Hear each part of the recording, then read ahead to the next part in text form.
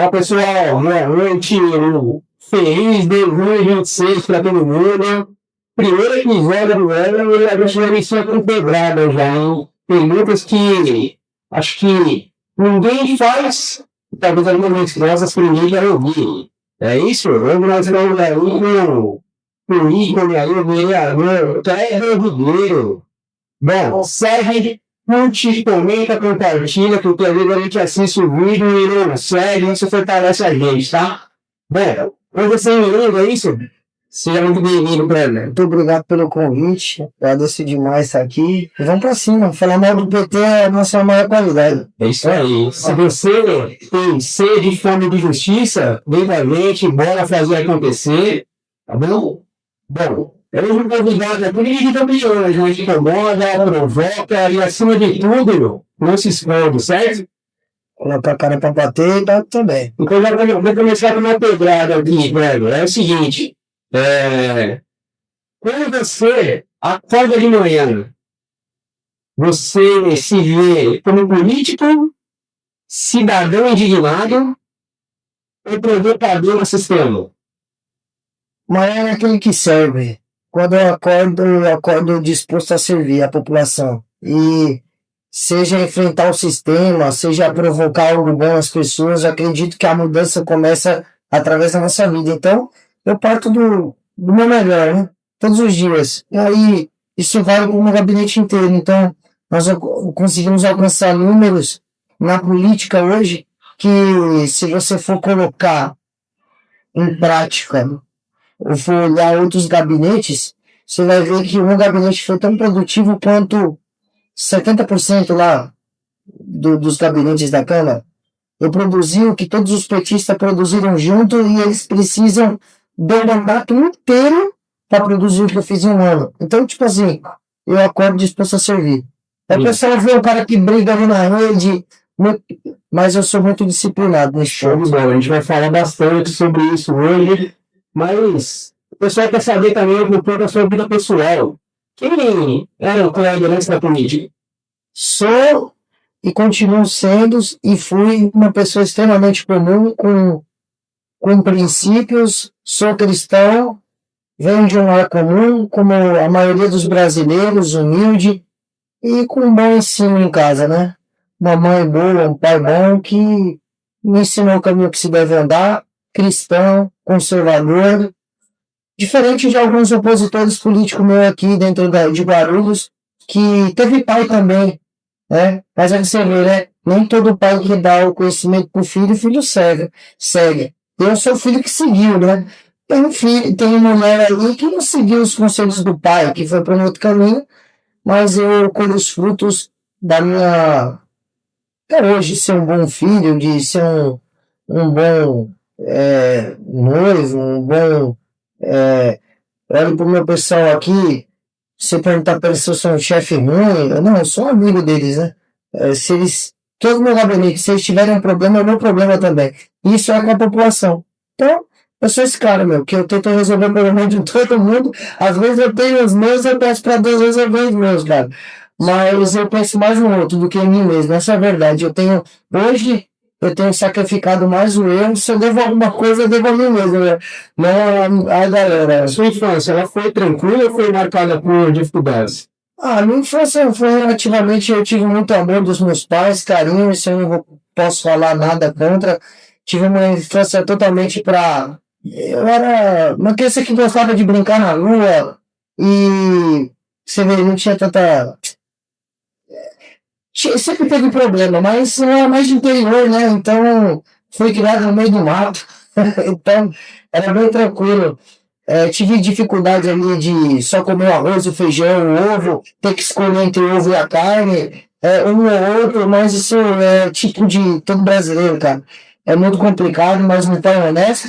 E que me ensina a ser honesto. E eu sou feliz por isso. Teve algum episódio que mudou seu senso de justiça? Teve sim. Meu pai era policial militar, a nossa casa... Coincidência, meu pai também, né? A minha casa sem reboco, não tinha nem banheiro, cara. A gente tava passando por uma dificuldade imensa na época e meu pai prendeu um bandido ali um traficante conhecido ali na Marginal Tietê, e o traficante ofereceu o valor de um golfe pro meu pai na época, lá em 2004, 2005. E meu pai pegou e falou, mas é um golfe? Só que então é um golfe para mim e para o meu amigo, meu colega. Aí chegou o advogado dele com a maleta com dinheiro, meu pai prendeu o advogado, o dinheiro e o cara. Levou tudo para a delegacia, a gente não tinha nem onde. Todo respeito aqui, cagar em casa. Sou parado no princípio. Então é por isso que se tem uma coisa que me fez. Esse é um episódio que marcou a minha vida. E Deus abençoe, cara. Deus abençoe meu pai. Um barranco, Deus em frente fez. Depois desse episódio, logo em frente, construíram lá onde que é o shopping Bom Sucesso. O terreno do meu pai hoje vale muito mais do que aquele dinheiro que eu deixei de pegar. Então eu acho que é Deus honrando. Então eu sinto-me honrado por Deus. Não pego dinheiro de ninguém, não roubo ninguém, não roubo nem dos meus assessores, não roubo meu país. E vou continuar seguindo assim, cara. Vamos ver até onde o futuro nos reserva. Eu tenho certeza que se Deus um dia permitir, esses caras que estão comigo aqui no Verão, um dia serão ministros desse país. Eu acredito muito que a palavra não vence, mas o exemplo ele arrasta, né? Então, meu pai essa linha de raciocínio também. Ele criou um homem, se formou na rodoviária da Polícia Militar e, graças a Deus, o exemplo em casa nunca pegou também um real de ninguém, já teve oportunidade, bastante dificuldade, e é isso, né? Bom, na adolescência você já era contestador ou isso desde Sempre contestador. A minha mãe e meu pai falaram que era difícil. Se eu tinha alguma coisa que estava errada, eu estava brigando contra aquilo. Então, era na escola, era na rua. Eu já briguei, saí na mão mesmo para defender quem era mais fraco do que eu e eu não tinha força nenhuma. E aqui é a diferença, e eu acho isso muito interessante, a diferença do forte e do corajoso, né? Porque Deus escolhe os corajosos. O forte, ele às vezes teme aquele que é mais forte do que ele. O corajoso não, ele não vê a força do que ele vai enfrentar, ele simplesmente está ali para enfrentar. É como Davi, né? Davi estava no meio de ovelha, enquanto Samuel estava para escolher o futuro rei de Israel e ele nem estava ali. Samuel, se você olhar pelos olhos do homem carnal, viu homens muito fortes na frente dele, mas no fim, aqueles todos fortes na frente dele, quando ficaram na frente de Golias, todos tiveram medo e não falaram nada. E aquele que não estava nem sentado ali, que era o mais fraco, foi o que se opôs a Golias. Então, eu prefiro sempre ficar do lado talvez eu não sou mais forte, mas o mais corajoso eu sempre fui, cara. Ótimo. Isso é um princípio que eu levo para a vida toda. Qual a sua formação acadêmica e quem foram as suas maiores referências? Eu acredito que familiar você já falou, mas se tiver mais. E, além da referência familiar, pública, quem foi? O meu pai e minha mãe é a minha maior referência. Bolsonaro é a minha referência. O cara ficou 30 anos lá como deputado, não se meteu em escândalo nenhum de corrupção e o povo escolheu ele por ele ser honesto. Então isso prova que o brasileiro quer um homem honesto. Então é só continuar trilhando o caminho da honestidade. Sou formado em Direito, tenho técnico em Administração e sou militar, né? Então tenho honra ao mérito, servi durante 4 anos a minha amada Força Aérea. Tive a oportunidade de ir a sargento, mas resolvi declinar. A princípio, escolhi o campo do combate ideológico junto aos que estão ao meu lado aqui hoje e não me arrependo de nada. E olhando os atuais políticos de direita que tem na nossa Câmara Municipal de Guarulhos, por exemplo, da Câmara Federal, eu acho que os de direita deveriam ser mais combativos. Quando eu olho para mim, eu falo, caramba, eu estou me representando. Então hoje, é por isso que eu me posicionei como pré-candidato a deputado federal. Eu acho que o estado de São Paulo tem a ganhar com mais homens de coragem. Hoje a gente pode ter homens fortes lá, mas eles não são corajosos, não são. Perfeito. Então, um pouquinho de transição para a política. Quando você percebeu que a política, falando de batalha, quando você percebeu que a política seria o seu campo de batalha? Acho que a vida já é um campo de batalha do caramba, todo dia tentando ficar vivo, né? A política é só mais um dos campos, mas quando eu olho as pessoas morrendo em hospital, o pessoal sendo maltratado, minha avó foi maltratada no hospital, morreu esperando remédio que não chegou do SUS. Então eu olho para tudo isso e eu vejo que o brasileiro tem sofrido demais, porque tem, primeiro, que a mudança começar pelos brasileiros em si. Hoje o brasileiro é covarde. Não todos, mas uma grande parte prefere o silêncio. E o silêncio dos bons, infelizmente, meu avô é um bom homem, mas falou para mim não entrar na política porque talvez eu morreria. Então, meu avô, ele declinou. Meu avô deixou isso daqui na mão do Lula. Meu avô, moralmente, é mais homem do que o Lula. Meu avô, ele me passou mais princípios de meu pai do que o Lula. Por mim, que meu pai estivesse na presidência, não o Lula. Mas o meu pai não tentou. E eu acho que se a base do Brasil for pessoas como meu pai, nós também temos que ter a base lá em cima, a política que pensa como meu pai, como meu avô. Então, eu estou disposto a assumir essa ponta. Eu sei que tem um grave risco, né? Todo mundo sabe disso aqui. E o povo escolheu, cara. É uma loucura você fazer uma campanha com 50 mil reais lá, 50, 60, 70 mil, e você levar uma campanha em Guarulhos. E o povo escolheu um cara que estava falando, ó, eu serei honesto e vou fiscalizar. E o que eu tenho feito? Eu tenho fiscalizado. Então, o povo precisa de homens de coragem. Então, meu pai e meu avô é mais digno do que muitos políticos que estão lá. Só que eles escolheram um outro tipo de confronto, né? E aquilo, é o soldado e o cabo que faz a diferença dentro da polícia? Eles lutam lá. Se não tiver um cabo e um soldado, um sargento bom, não vai pra frente. Mas, meu amigo, quem dá a direção é o comando. Se o comando tiver ruim, não importa se o comando é fraco, a tropa é fraca. Então é isso aí, o nosso comando infelizmente é fraco. Tem que mudar. Qual foi o primeiro choque quando você entrou na política? No sistema político? Eu descobri que tem muito covarde, cara. Tem muito covarde. Tem muita gente que falou pra eu ficar quieto. Show. Mas eu fiz um voto com Deus e eu vou falar até meu último dia de vida. E é isso aí, tá bom demais. A gente já vê, conseguiu fazer algumas coisas. A gente já na nossa planilha lá já ajudou mais de 500 pessoas em hospitais. Então eu já fiz alguma coisa. Eu não preciso nem ter uma coroinha lá de galardão no céu, mas já deu para fazer alguma coisa pela sociedade. Eu acredito que muito no que você falou. Eu acho que é a partir do nosso lar que a gente consegue mudar alguma coisa. Não adianta ficar esperando um governante que venha num cavalo branco e tal, enquanto o meu papel em casa, na realidade, não é o exemplo, né? Você falou da área da saúde, inclusive, que acho que você se despontou, né? Eu acho que bastante porque fiscalizava muitos hospitais e entregou muita gente que estava se corrompendo. Afastou médico, né? Médico assediava a mulher, médico que não ia trabalhar, funcionária que estava afastada durante 9 meses, que não ia, mas tinha clínica particular. Esse pessoal toda a gente mandou para rua. Eu trabalhei na enfermagem durante muito tempo e assim, eu saí justamente por conta do sistema, porque assim, ou você se corrompe ou você sai fora. Então, ou às vezes o sistema te sobrecarrega, porque o funcionário está sendo sobrecarregado porque o outro não está trabalhando, porque esse outro tem padrinho político. Também. Aí eu até me deparei uma vez, essa pessoa falou, não, eu vou ligar para o político que vai chegar, aí me mandaram mensagem. Me ligaram mesmo, só que não tiveram coragem de testar braço com o meu. Não tiveram. Falaram, não, a gente abre mão, deixa quieto. Falei, que perfeito, que maravilhoso. É assim que eu gosto. Você acha que a política ela muda pessoas ou simplesmente revela quem elas são? Ah, cara, eu acho que às vezes muda, cara. Às vezes muda porque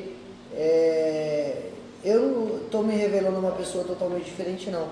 Mas a política mudou meu pensamento, minha forma de ver a vida. Eu acho que o brasileiro está sendo manipulado. Pelo menos eu vejo assim. Entendi. Entendeu? Eu posso muito bem falar que não, mas a política mudou minha forma de ver a vida.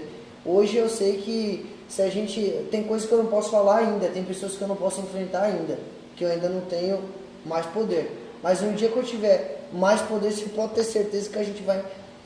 o que eu tenho, que eu posso fazer, eu enfrento.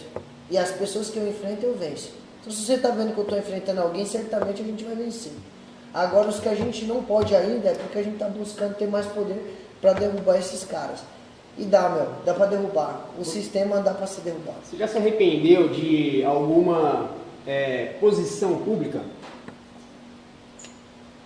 Eu me arrependo de ter falado pouco mal do PT. Eu acho que eu tenho que falar mais mal do PT ainda. É só isso. Não me arrependo de nada, cara. De nada do que eu tenho feito. De nada do que eu tenho falado. Eu sempre falei defendendo o que eu acredito. Eu sempre falei defendendo os meus princípios. E que se Deus me colocou aqui foi para isso. Não me arrependo de nada, não. Então, para sobreviver na política, então, não é preciso negociar princípios, né? Não. E até quando falaram que eu fiz as coisas que não... Até quando, do caso lá, o único caso que eu falo assim, olha, eu estava simulando uma pistola. Eu não fiz como forma pejorativa de fazer alguma coisa ligada ao meu órgão sexual. Foi contra aquele evento que teve que o PT ficou me xingando de racista, nazista, de tanta coisa. Era tanta coisa que os caras estavam me xingando, que você que está me escutando aqui, você ia ficar bravo.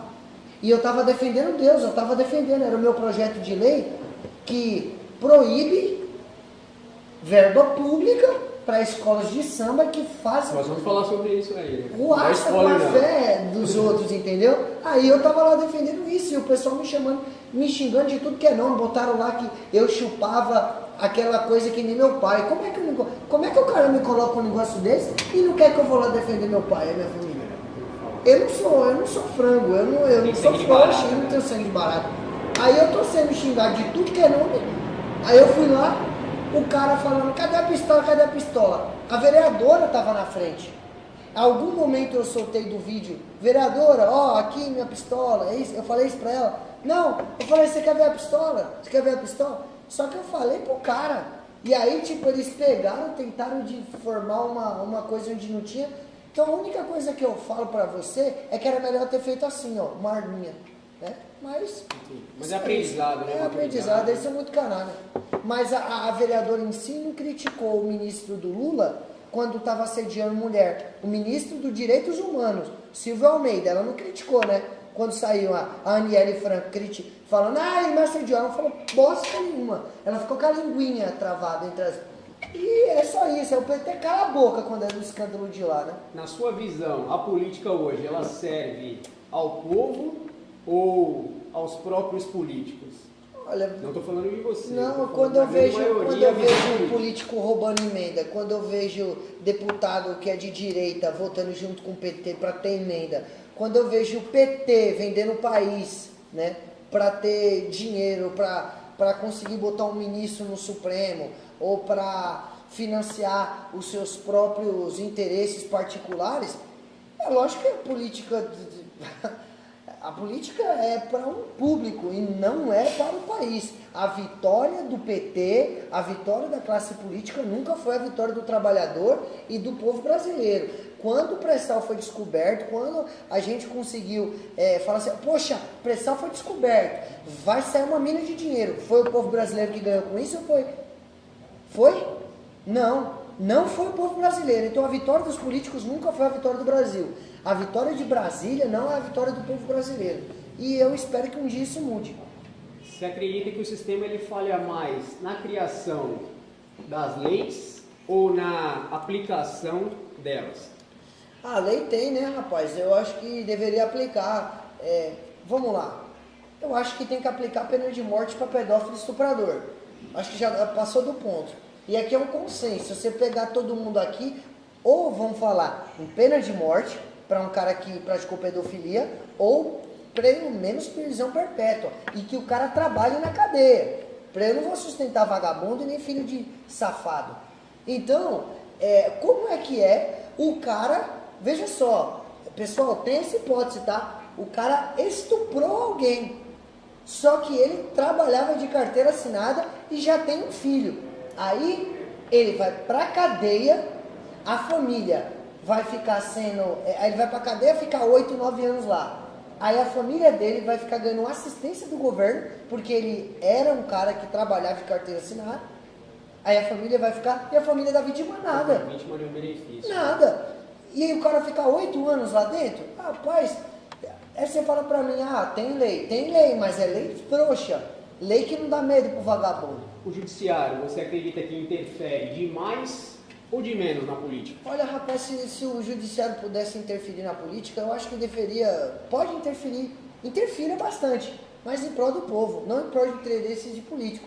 Você quer interferir? Pegue lá o pedófilo estuprador, coloque 60 anos na cadeia, 60 anos na cabeça dele, interfira para as coisas boas, interfira para a Globo, quando a Globo coloca lá, cara para dar beijo gay, ou qualquer beijo ou ato sexual, 7 horas da noite.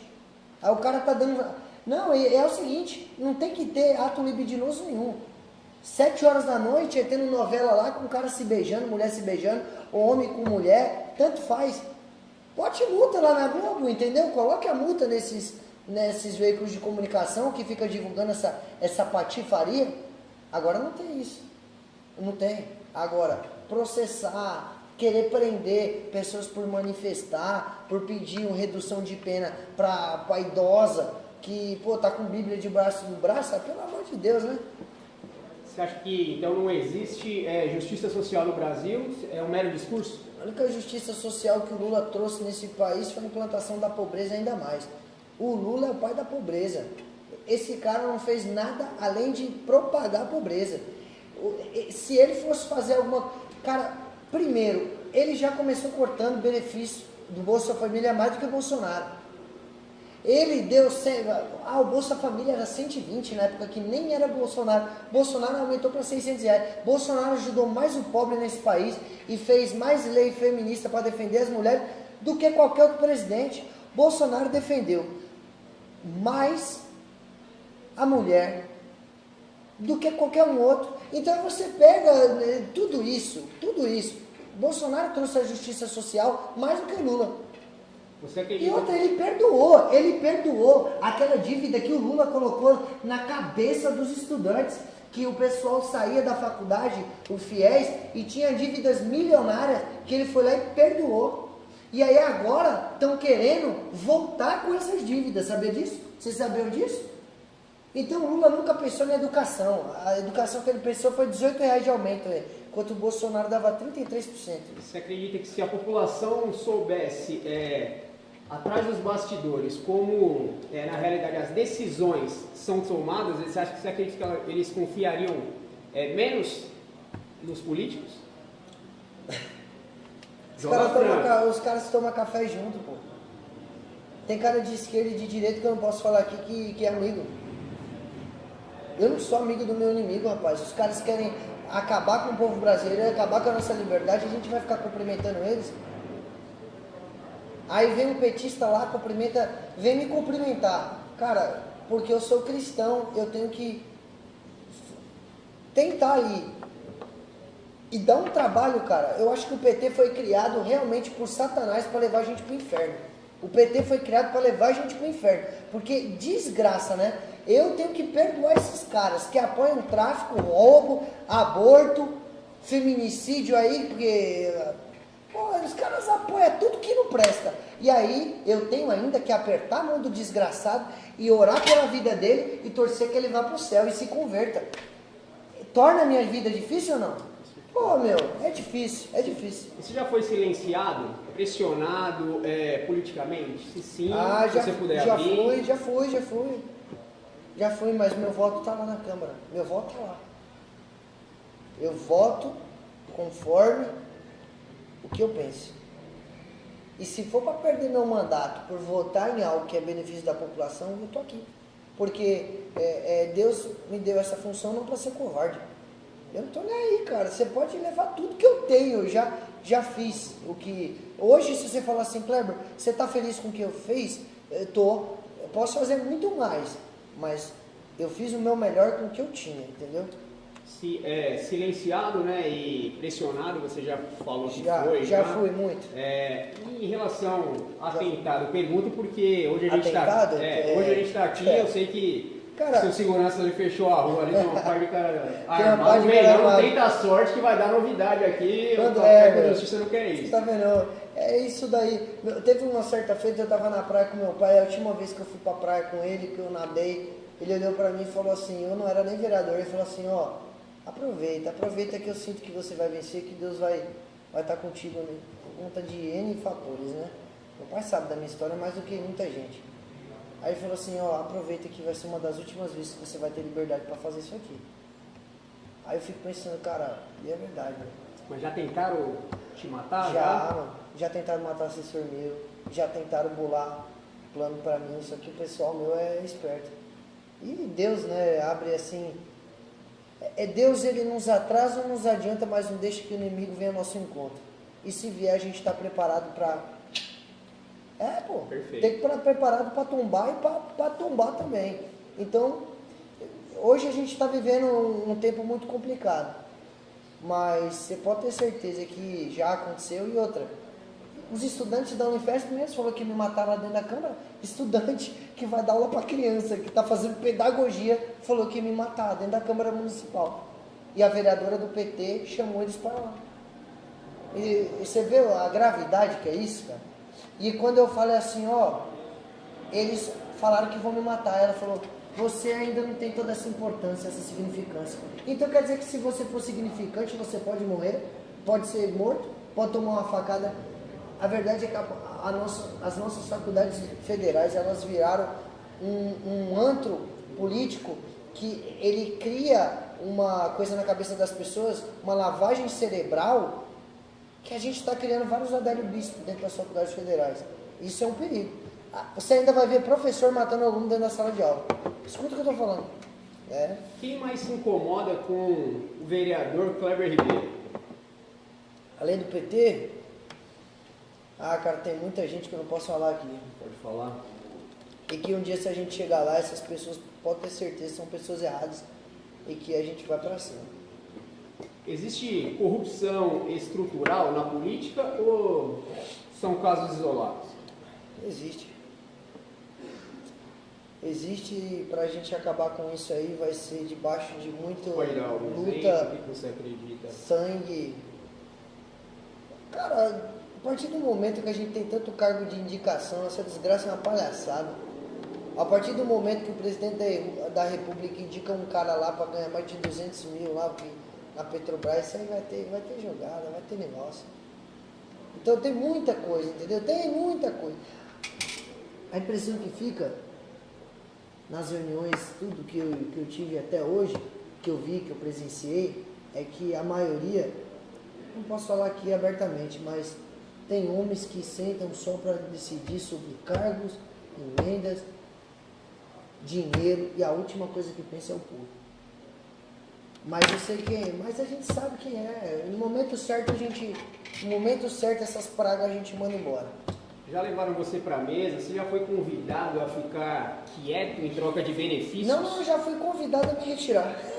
Mas em troca de benefícios. Se calar, não falar algo para ser beneficiado em algo na política. Cara, não tiveram essa coragem, não. Não tiveram essa coragem de falar assim, ó, toma isso e fica quieto. Não tiveram porque sabe como eu sou. Sabe da linha que eu sou, é melhor nem oferecer, porque sabe que eu vou dar voz de prisão e vai dar uma merda do caramba. Então nem oferece. Qual a maior verdade que você fala e que ninguém quer ouvir? A maior verdade é que Jesus é o caminho, a verdade e a vida. E o que eu falo que ninguém quer ouvir, eu acho que eu já falei muito em momentos que muitas pessoas não queriam ouvir. Eu falei dentro de uma sala de aula contra uma professora que colocou uma sala toda contra mim. Ali, ninguém queria me ouvir.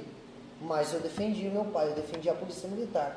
Quando ela falava que a polícia não prestava, e meu pai, ele tinha se acidentado, porque ele trabalhava na Rocan, na moto, estava entre a vida e a morte, a desgraçada da professora falando que policial não prestava. Botou uma charge lá, o polícia pisando com o pé na cabeça de uma criança, sendo que ela era uma charge, era uma mentira aquilo. E eu briguei. Os alunos queriam me ouvir? Não. A professora queria me ouvir? Não. Mas infelizmente hoje a professora não alcança as pessoas que eu alcanço por mês. Hoje nenhum daqueles alunos tem a mesma... Eu falo que Deus foi muito bom comigo. Às vezes a gente faz um vídeo que 100 mil pessoas vê, cara, 1 milhão de pessoas vê. É muita coisa. E hoje tem muita gente que não quer me ouvir, mas tem muita gente que me escuta. Isso é o importante. E eu lembro da minha professora de geografia, me chamou para fazer parte de um negócio lá de esquerda. e eu sempre defendendo, já tive posições que eu defendi até o regime militar, que foi regime que naquela época não tinha Cracolândia. Então tem muita coisa boa que aconteceu. E ela olhou pra mim e falou, cara, você defende com... Eu tenho medo. Ela falou pra mim, eu tenho medo do que você vai se tornar e do que vai acontecer. Porque se um dia você chegasse ao poder, meu amigo, eu preferia você do meu lado. Você não quer vir? Não. Ela falava, você quer vir pro meu lado? Não. Você tá com quantos Tô bem anos? aqui. Eu tô com 26. E tem uma carta que eu fiz àquela filha da mãe. E eu espero que ela me mande. Ela é petista. Eu tenho uma carta que ela pegou de todos os alunos. Todos os alunos.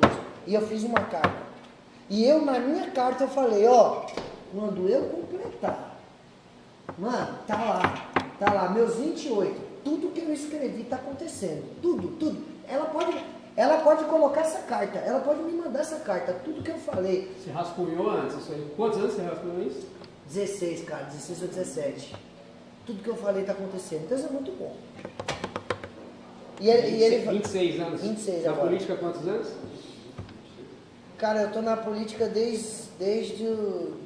da época que eu fazia campanha pro Bolsonaro e não gravava nada. Na 2018. família, você foi o primeiro ou não? Já tem... Ninguém da minha família é envolvido com política. Eu sou o que saiu aí. Você falou, vou pra cima, Vou vou pra lutar cima. contra o sistema. Deus me deu, falou, é isso aqui. E teve um infeliz que falou assim, pô, você vai ser um cabo da Ciolo, tá falando que vai ganhar e vai perder. Tá vindo com muito tal e não mostra como é que vai ganhar. Aí eu olhei pra ele e falei assim, rapaz, eu já fiz mais do que o cabo da Ciolo, mas é o seguinte, vamos ver o que vai acontecer. Mas eu coloco Deus à frente de tudo que eu faço. E não é uma questão de, eu sou um fanático. Não, eu sou temente a Deus. Eu oro, eu entrego a Ele a minha vida, eu entrego meus caminhos, eu coloco Cristo em tudo que eu vou fazer e o resultado vem, cara. Se você falar para mim que não é um milagre o que aconteceu nessa eleição, o pouco da verba que a gente empregou, Deus fez multiplicar, não tem como ver aquilo ali não ser a mão de Deus. Em quantos votos foi eleito? 4.033, a idade de Jesus Cristo. E ele me falou, podem duvidar, mas eu recebi confirmação dentro de uma igreja de pessoas que não sabiam de nada. Chegou e falou, sua vitória vai vir, você vai estar dentro de uma igreja e a sua vitória vai ter uma marca, a marca de Cristo. Celular, 4.033, pode falar que é qual? Coloca lá, 4033, isso daí é algo muito forte bíblico. E eu tenho essa fé em Cristo. Eu tenho essa fé. Talvez eu não mude o Brasil, mas eu vou fazer parte da transformação desse país. A gente vai fazer. Eu sei que você tem bastante seguidores, né, no YouTube, no Instagram, muitos cortes ali que direcionam para polêmica, principalmente quando fala de questões partidárias. Mas assim, talvez não sei se a grande maioria tem acesso aos seus projetos, né, mas você tem muitos projetos de lei bastante interessantes. Eu queria citar algum deles aqui, queria que você falasse mais sobre como que encontra-se alguns desses projetos. Se tiver algo a mais que você quiser abordar, fica à vontade. Teve alguns projetos de outubro para cá que me chamou bastante atenção. Por exemplo, a vedação e a compra e venda de fornecimento e consumo de bebidas alcoólicas nas instituições de ensino superior, pública e privada no município de Guarulhos, bem como a proibição e realização de festas, open bar, em entidades, instituições vinculadas assim. Eu acho que a faculdade federal, qualquer faculdade, não tem que formar maconheiro nem cachaceiro, tem que formar bons profissionais. E a gente forma bons profissionais não colocando bebida alcoólica e droga dentro da Universidade Federal, é o mínimo, né? Só que hoje você chega dentro da Universidade Federal, eu te convido. Infelizmente eu não estou podendo entrar porque eu sou uma pessoa não grata dentro da Federal lá, que falam que eu causo problemas, isso é verdade. Só que são os alunos que falaram que iam me matar, não fui eu que falei que ia matar alguém lá. Então você vê aí o nível dos profissionais. Então esse é um bom ponto, é um bom princípio. Eu não posso ir lá, mas eu vou atacar esses imbecis com leite. Perfeito. E acho que o isso maior eu vou poder... colocar lá. Eu faço questão de abordar aqui porque eu acho que o maior poder que você tem, eu acho que é a caneta realmente, né? E eu acho que tem que utilizar. mas infelizmente a gente tem uma população que carece de conhecimento às vezes, né, por questões culturais, né, ou não tem o hábito às vezes de pesquisar determinados políticos, mas tem muitos projetos ali que eu achei extremamente relevantes e um deles é esse aqui que eu citei. Total de quantos projetos você tem? Desde mais de 40, cara. Mais de 40, mais de 500 fiscalizações de unidades de saúde, entre escolas também. Tenho mais de 4.000 ofícios ao executivo pedindo melhoras na cidade, mais de 300 requerimentos, né? Indicações também. Então eu acredito que o trabalho que eu desempenhei até agora, o PT hoje, com o trabalho que tem na Câmara, precisa de mais 5 anos para alcançar o que o meu mandato fez em 1. Então você vê, porque 5 anos todos juntos, tá? Não é um vereador, é todos juntos para fazer em 5 anos o que eu fiz em 1. Então você vê como eles são inúteis e incompetentes. Então o povo de Guarulhos, quando eu vejo o petista falando assim, vá trabalhar, eu sou o que mais trabalha, pô. Eu sou o que mais trabalha. Quem tem que trabalhar de fato é o PT. Eu acho que se todo mundo trabalhasse que nem a gente, o Brasil estava bonito, estava redondo. Falando nesse projeto aqui, eu acredito muito também que realmente a universidade, a faculdade é local de aprendizado, né, de desenvolvimento técnico e científico. Eu acho que é o seguinte, se quer beber, vai para o bar, não tem que beber dentro da instituição, da faculdade. Eu, particularmente, não conheço na faculdade que eu me formei nenhum bar em torno, mas assim, diversos colegas hoje não exercem a profissão, mas toda sexta-feira estava no barzinho. Então, assim, talvez eu acho que vai fazer diferença lá na frente. Eu acho que vai fazer diferença, né? E outra coisa, o pessoal falar do meu serviço, o que eu tenho de fiscalizações no município de Guarulhos mais de 500, é bem parecido com o número que o Lula tem de viagens no exterior com a Janja. Só que eu não gastei dinheiro público para fazer isso. E as fiscalizações você deu continuidade depois, né, que assumiu, né? Não só antes para poder entrar, né? Antes e depois, né? Agora é isso aí, cara. Agora vamos lá, eu acho que o que eu tenho de ofício e fiscalizações, o Lula deve ter de viagem com a Janja, né? Gastando dinheiro público. Vamos falar de né? Outro projeto de lei aqui seu, que proíbe o financiamento público, né? Você até mencionou ele, né, no início do nosso episódio. O financiamento público a escolas de samba, blocos carnavalescos, eventos e apresentações que promovam a intolerância religiosa. Lembrando que a intolerância religiosa é considerada crime, mas a gente sabe que qualquer religião, tá? Foi feito, né, de maneira indiscriminada aí no passado. E aí, como que você vê esse projeto? Eu não vi nenhum projeto como esse de deputado federal no nosso país. Não vi nenhum projeto como esse. Não tem, a verdade é que não tem.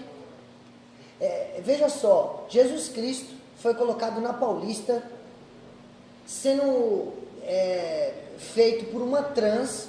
A trans colocou uma coroa, falou que era Jesus e enfiou um crucifixo no reto. E aquela desgraça recebeu dinheiro público. Então, o mínimo que a gente pode fazer de direita é promover esses tipos de leis que impeçam esse pessoal de pensar merda, porque eles pensam cocô, eles ficam lá maquinando mal, que eles não têm nada dentro da cabeça. Eles ficam maquinando mal todo santo dia. E eu e você tá bancando o mal que está sendo maquinado lá. Aí eles vão lá, aí pensam, não, vamos colocar uma trans colocando um crucifixo dentro do rabo e a gente vai dar dinheiro público para essa infeliz. E isso a gente vai chamar de política pública. Política de diversidade de gênero. Eu não vou falar aqui o que eu penso, mas a minha lei é essa: impedir esse tipo de animal ir lá e falar contra qualquer religião. Só que eu estou defendendo Jesus Cristo, estou defendendo Deus. Eu não quero ver um bloco de carnaval colocando Jesus Cristo apanhando do diabo lá. Assim como não tem nenhum bloco. Você já viu Jesus Cristo batendo no diabo no carnaval? Não tem. Agora Jesus Cristo apanhando de Satanás tem um monte. Então, parar com essa parada, pô. A igreja tem que reagir. A igreja não é formada de homem frouxo. Se o evangelho chegou até aqui, não foi por homens frouxos. Foram por pessoas que estavam dispostas a ir até para a cruz e morreram decapitados dentro de Coliseu. Hoje em dia, é aquela coisa. Se Golias aparecesse hoje, teria pessoas que iam falar para Davi, não vai enfrentar ele não, porque ele é uma pessoa. Não, a gente tem que combater sim, e tô nem aí. Porque o mal, a gente veio para esse mundo para lutar. Até Cristo falou, eu vim trazer a espada. Jesus falou. Então, se Jesus vai trazer a espada, não sou eu que vou vir levar o amor aqui para esse pessoal. Eu levo o seguinte, aceite Jesus, pega a sua cruz e siga, entendeu? Esse trans aí pode seguir Jesus. Agora o que ele não pode é ganhar dinheiro público para fazer essa merda aí que a gente vê. Um recadinho para você aí que nos assiste, no final desse episódio aqui nós temos aí alguns sorteios, aí, alguns brindes, tá? Então digita aí hashtag Café com Justiça para que você possa participar de nossos sorteios, tá?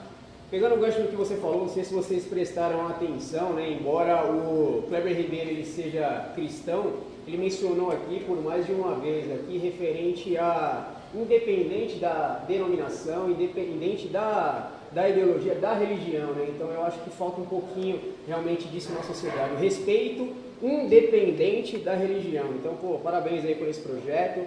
Tem um outro projeto também que eu achei bem interessante, você tem inúmeros projetos, quer saber aonde que o cidadão ali consegue ter acesso a esses projetos? No próprio site da Câmara, ou você entra na minha rede social, tem lá todos os meses do meu trabalho, vai ver lá projeto por projeto. Tá tudo lá. 2 minutinhos aí que você sai um pouquinho do Instagram ali, direciona para você ter realmente um conteúdo e ter fundamento para poder amanhã a propriedade falar mal ou falar bem, para saber se a pessoa está fazendo algo ou não, tá? E o tanto que eu fui criticado aí, não tá brincando. A esquerda foi em peso lá me xingar de tudo que é nome por conta desse projeto. Kleber, um outro projeto aqui é o seguinte, programa de Escola Segura de Guarulhos. Pô, eu achei muito interessante aqui esse projeto também. Ele estabelece diretrizes de prevenção e resposta a situações de risco, como atentados, violência, incêndios e desastres naturais nas escolas públicas e particulares do município. Fala um pouquinho pra gente desse projeto. Eu acho que é sempre ideal a gente olhar para as crianças, que elas são o futuro desse país. Acho que não há nada mais importante, precioso do que isso, quando um pai confia a vida do filho para ir para a escola, o mínimo que a gente tem que entregar é uma segurança. E durante esse governo Lula, você viu que aumentou os ataques nas escolas, aumentou a morte de criança dentro de escola. E adivinha, nenhuma foi na escola militar, nunca, nenhum desgraçado invade algum lugar que é bem protegido. Então, nada melhor do que a gente proteger, porque a mais importante seria, por exemplo, se meu filho está na escola e alguém vai tentar matar ele lá, o mínimo é ter pessoas bem preparadas para repelir a injusta agressão, atual ou iminente. Aí matar o cara para mim tanto faz, né? Escolheu esse caminho, se o cara for lá tentar contra a vida do nosso. Eu acho que quando você fala, né, de militar, eu acho que alguns ali acho que se confundem, mas o que eu tenho em mente é justamente a hierarquia e disciplina, né? Meu filho foi criado e educado num colégio militar, hoje está na Marinha, concursado, graças a Deus, assim, mas independente do militarismo, a vida é isso, né? Então, se você não tiver hierarquia e disciplina, você não fica em nenhum lugar, né? Embora você seja muito jovem, né? A gente vê a juventude hoje não para em lugar nenhum. Não fica no emprego, na realidade quer ter status, experiência sem ter estudado, quer ter colhido sem ter plantado. Então, eu acho que quando você menciona a respeito do militarismo, eu acho que é isso. Do PT. Infelizmente, isso é fruto do PT. O PT plantou essa porcaria aí. Até porque as crianças de hoje em dia tinham minha idade. E quando eu estava na escola, quem estava no governo naquela época? A desgraça do PT. Então, os jovens de hoje em dia, eles foram acostumados pelos seus pais com um monte de benefício. Na sua época você cantava no Nacional, na escola, cantava? Cantava, agora está pior. Imagina daqui 20 anos. Imagina daqui 20 anos. Né? E outra coisa, tinha uma disciplina na minha época que era cívico e militar também, né? Na minha não cheguei a pegar, não tive. Mas foi bem educado. Bom, outro projeto aqui que eu achei muito interessante também, de caráter geral, a obrigatoriedade da instalação de sistemas de rastreamento de GPS e câmeras de monitoramento em veículos utilizados para transporte escolar no município de Guarulhos.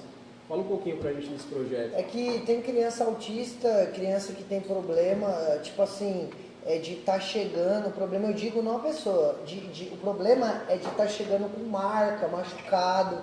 Então eu falei, poxa, tem mãe reclamando pra nós que o filho vai e volta com roxo. Sofrer algo também, nesse deslocamento, talvez, um assédio ou algo do gênero? Então acontece. Então é bom ter as câmeras lá, até o próprio, os donos dos transportes, eles acham viável, porque às vezes o dono não é que ele está dirigindo, tá? Não é o funcionário que está lá. Tem empresa que coloca vários para rodar e ele não tem controle, às vezes, desses vários. Então é muito importante os contratos que tenham, estabeleçam essa regra, que essas vans que o município paga para rodar, para pegar criança, eles tenham pelo menos essa câmera lá para quando o filho chegou, poxa, você fala assim, caramba, foi agredido na perua e tal, vamos pegar na câmera. Tá lá, tudo acontecendo, tá vendo? Isso é algo que, ao meu ver, é um dos projetos que eu acho que tem que ser colocado em pauta e ir para frente rapidamente. Porque tem caso que a criança está chegando agredida. Isso aí é triste. Eu sou sem melindre, para quem me conhece, se eu não achasse seus projetos interessantes e algo que você realmente conseguisse contribuir na realidade, a gente nem estava conversando através de entrevista. Então você que acompanha o Kleber Ribeiro tem muito mais ali do que às vezes você vê um corte na internet, tem bastante conteúdo aí, fazendo bastante coisa por Guarulhos. Seu mandato ainda está em curso ainda como vereador. E você se lançou agora, vai vir como deputado, é isso? Deputado federal? Fala um pouquinho pra gente disso, o que, quais são as suas intenções, fica à vontade. Olha, eu acho que tem muitos desafios, o Brasil tem muitos problemas, é aquela dinâmica do forte e do corajoso. Eu acredito que tem muitas pessoas fortes em Brasília, deputados fortes, só que não são corajosos, não estão dispostos a colocar o peito à lança. Eu vi um vídeo do Marçal que ele falou, eu não estou disposto a colocar o peito à lança. Eu sou o cara que estou disposto a colocar o meu peito e meu coração à lança para defender o meu povo e o que eu acredito. Então, são desses homens que tem que ser formados o nosso país, pelo exemplo. Então, assim, eu olho para lá e falo, cara, tem algum nome que me representa esse nível? Eduardo Bolsonaro vai sair? Vai sair? Não vai. O Eduardo era o único que eu votava e eu sempre votei nele. Votei na primeira, votei na segunda. As minhas 2 vezes que eu votei foi no Eduardo Bolsonaro. Ele não está lá. Então, eu acho que eu, olhando o trabalho dele, falo, cara, eu vou seguir nessa dinâmica aí, porque eu acho que a gente tem um pensamento parecido e eu estou disposto a fazer e contribuir pelo país da forma que esses homens têm feito durante anos. E é somar, cara, é somar. Não acho que é inviável, até porque, olhando o cenário, tem muita gente que pode contribuir, mas na hora H, vamos ver, na hora do vamos ver, corre. Meu amigo, eu não corri na hora do vamos ver, né? Eu estou aqui até agora. Perfeito. Kleber, pode falar. E só mais uma coisa, eu tenho um projeto que eu quero levar para Brasília, coisa que nenhum comandante da Polícia Militar, ou oficial, ou praça fez, que é literalmente estabelecer uma regra para que todas as polícias militares de todo esse país, seja que nem nos Estados Unidos, quando acontece, por exemplo, de um policial militar utilizar dos meios legais e ele mata um vagabundo, até ele estando certo, ele tem que acionar um advogado dele e ele gasta dinheiro com isso. Então eu quero fazer com que a polícia militar ela banque junto com o seu jurídico porque tem um jurídico. Então eles têm que lutar pelos policiais militares. Não é o agente da polícia militar que vai lutar. Quando alguém processa o Estado, processa a polícia militar, não o agente. Então, o meu projeto de lei, quando eu chegar, a primeira coisa que eu vou fazer, pensar no policial militar nesse sentido. É um dos seus objetivos como deputado. Cara, aprovar um negócio desse. Vai ser uma vitória para a polícia militar. O policial militar ele vai trabalhar tranquilo, sabendo que o jurídico não vai sair do bolso dele. Ele não vai precisar ficar pagando convênio, que tira o dinheiro dele para dar para pessoas, para poder defender o cara. E tem cara que não paga esse convênio e quando a bomba chega, ele tem que gastar 40, 50, 60 mil com advogado. E isso é errado. Quem tem que bancar isso é o Estado. Para quem não sabe, o que o Kleber Ribeiro está se referindo aqui é justamente... O policial vai saber. Isso, o policial militar ele não tem um amparo, né, estatal referente à parte jurídica, né, se acontecer algum pepino. Realmente eles pagam por fora um determinado escritório para poder assessorá-los, né, ele paga mensalmente por conta para poder assessorar se tiver qualquer tipo de pane. Né? Ridículo isso. Ridículo demais. Perfeito, E legal. voltar também com a aposentadoria para todos da Força. Antigamente a Força fazia o quê? Você aposentava suboficial, você subia uma categoria e é oficial. Eu estou falando porque eu vi isso de perto. Então eu sei o quanto um cara, ele se dedica na carreira e ele morre ali no som dele. Ah, é tenente, cara, vai capitão, porque você quando sai, você perde ali uma força salarial sua da ativa. Então aquilo é justamente para equilibrar, para o cara ter uma aposentadoria digna. Não é nem só para, eu sou isso, eu sou aquilo. Não, é para o cara poder se aposentar bem. Isso é uma das coisas que eu quero também levar. Então são N fatores. E também tem pelo professor, cara. Professor hoje pode averbar 5 anos de serviço, assim como policial. 5 anos é sacanagem. Aí o cara trabalha 15 anos lá fora, passa no concurso público e tem que trabalhar mais 30. E aí ele vai trabalhar até mais do que um cara que está trabalhando na vida normal lá fora. Isso é ridículo. É ridículo. Ao meu ver, é ridículo. Então são coisas que eu quero mudar. E outra, só mais uma, só para encerrar. Só mais uma, só para encerrar. O professor, quando ele está com algum problema psicológico, a minha mãe, ela é readaptada. A minha mãe tem que passar, e eu sei porque eu tenho um pai policial militar e a minha professora. E eu sei o que é sentir na dor isso. A minha mãe tem que passar por 3 médicos diferentes para afirmar o que ela já tem. E os caras humilham o professor que está lá. A minha mãe realmente trabalhou mais de 20 e tantos anos dentro de uma sala de aula e tem problemas por conta disso.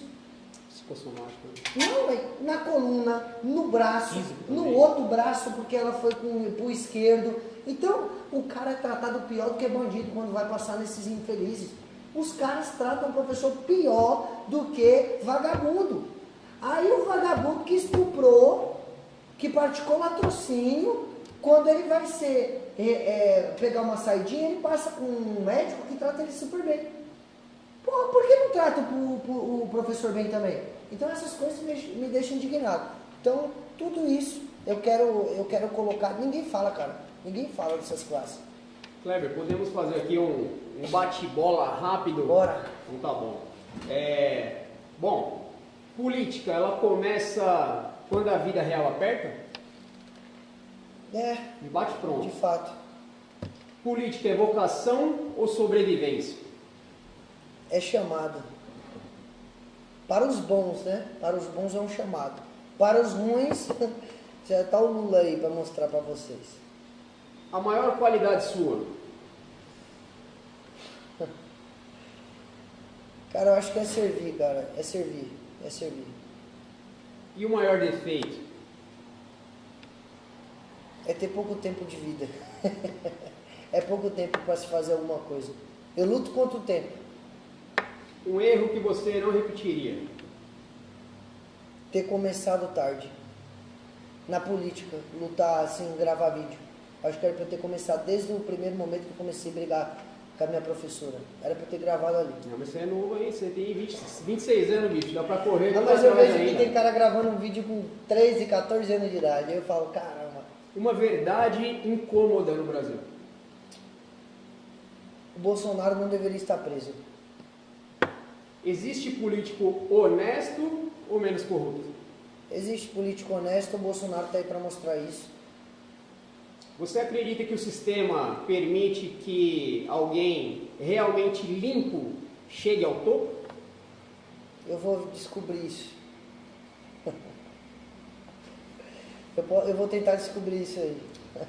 Talvez daqui 30 anos eu fale para você essa resposta. O maior preço pessoal que você pagou por não recuar? Eu acho que eu pago até hoje, cara. Não dá para falar aqui, mas eu pago muita coisa. É caro o preço. É caro o preço e é algo que eu amo demais.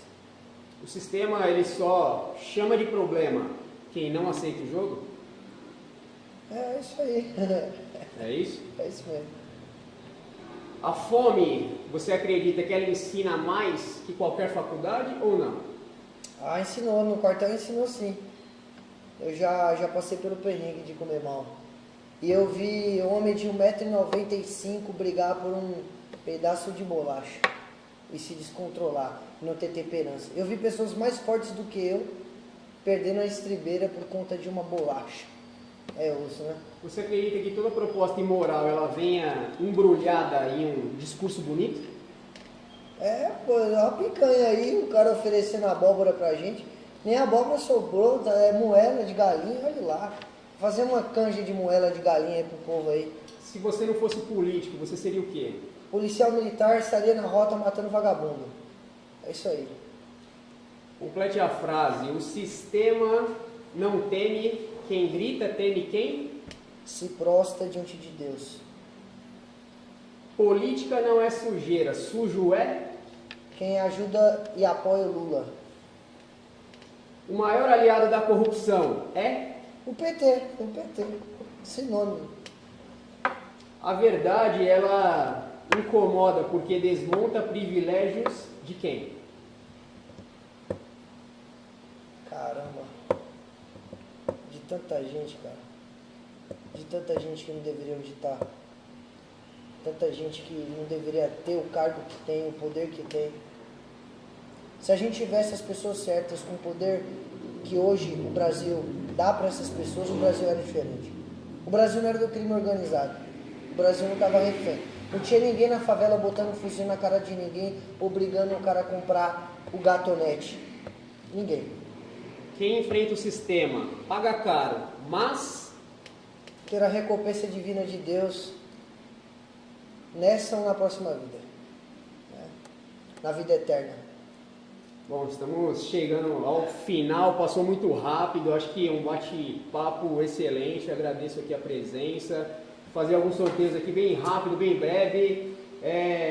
Rodrigão, fala aí pra gente o nome aí de alguém que estava na live aí, por gentileza, sorteia aí pra gente. É um voucher de desconto no Bocelli. Hélio Ricardo Melo Sorita. Hélio Ricardo Melo Sorita, entre em contato com a gente, tá? Você ganhou um descontão aqui no Bocelli, tá? Vem aqui ficar próximo à Faculdade FIG, venha nos visitar aí, meu, a cantina excelente, Rua Santo Antônio, 969, Vila Galvão. Bom, e agora um corte de cabelo e barba lá no Alex Brandão. Pérez Advocacia. Pérez Advocacia, entre em contato com a gente, Aí, doutor. que ganhou um corte cabelo e barba no Vasco. Bom,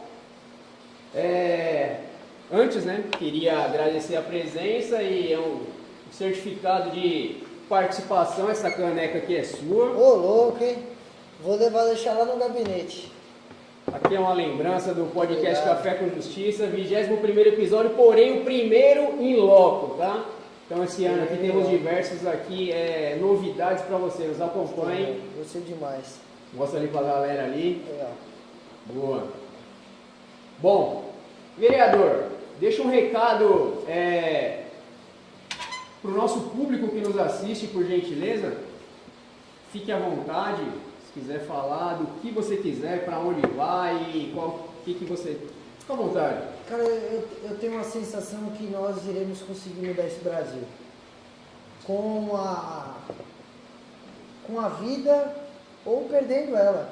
Não tem problema. Eu acredito que esse mundo foi feito de várias pessoas. Os que tiveram a glória de ter os seus chamados, inclusive na Bíblia vai falar sobre isso, de ter seus chamados que foram até o final. Pessoas que conseguiram alcançar a glória de ver as suas obras, de ver o início, o meio e o fim das suas obras, de ver o resultado completo. Mas teve uns que a Bíblia fala que não teve a graça de olhar esse final das coisas. Mas eles foram o caminho e a construção de algo grande. O reinado começou com Davi, mas passou para Salomão, mas a glorificação foi em Jesus Cristo.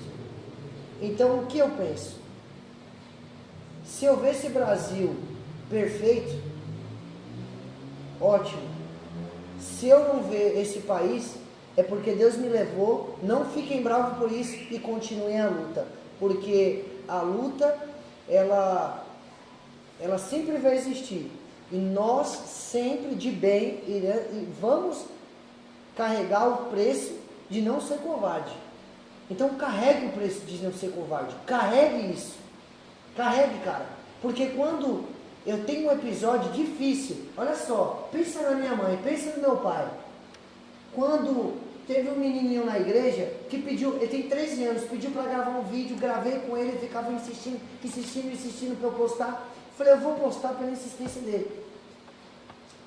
O vídeo pegou mais de 1 milhão de visualizações.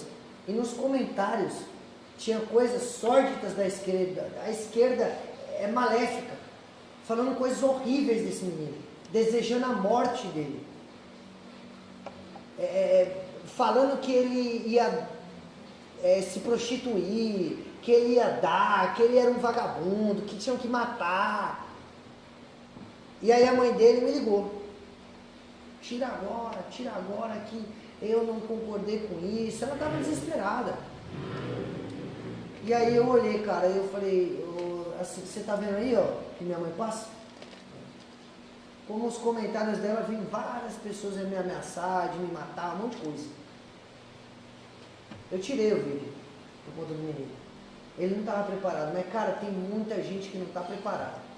Mas se você sentir no seu coração que você tem a coragem, que você está disposto a tomar porrada, mas dar forte também a mesma porrada, o mesmo soco que eles der, você vai voltar dobrado.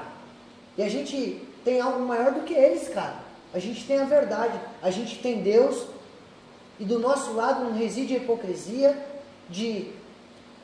Cara, eu luto pela vida da mulher que está no útero. Os caras querem abortar a mulher no útero.